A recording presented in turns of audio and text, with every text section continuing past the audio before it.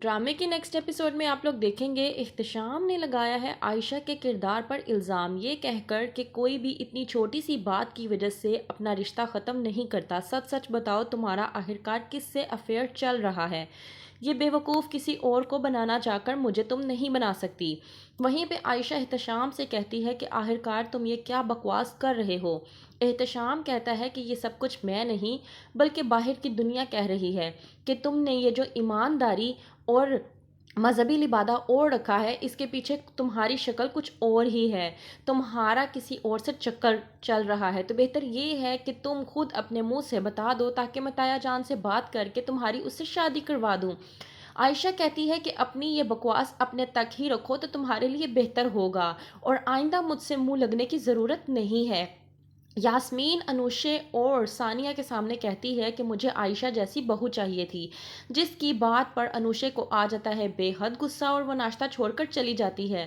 اسود آتا ہے انوشے کے پاس اور اس سے پوچھتا ہے کہ آخرکار تمہیں ہوا کیا ہے. انوشے بھڑک کر کہتی ہے کہ آخرکار اس لڑکی عائشہ کی حیثیت ہی کیا ہے اس گھر میں، صرف یہ کہ وہ تائی جان کی دوست کی بیٹی ہے اور میں اس گھر کی ہونے والی بہو. لیکن تائی جان اس طرح کا رویہ میرے ساتھ اختیار کرتی ہیں جیسے وہ اس گھر کی ہونے والی بہو ہے بلکہ میں نہیں. اسود کہتا ہے کہ تم خامخواہ بات کو بڑھا رہی ہو، ایسا کچھ بھی نہیں ہے. جبکہ انوشے کی یہ بات سن کر اسود کو بھی بہت سکون ملتا ہے اور وہ خوش ہوتا ہے انوشے کی یہ بات سن کر کہ عائشہ اس گھر کی بہو بنے گی. دوسری طرف عائشہ کے والد پوری طرح سے پریشان ہوتے ہیں اور اپنی بیوی سے کہتے ہیں کہ نائلہ ان لوگوں نے اچھا نہیں کیا. اشر کی ماں کو کچھ تو قدر کرنی چاہیے تھی لیکن ان لوگوں نے میری بیٹی کی بالکل بھی قدر نہیں کی. ان لوگوں نے میری بیٹی کی ناقدری کی ہے، میری بیٹی کا دل دکھایا ہے. اللہ ان لوگوں کو پوچھے گا.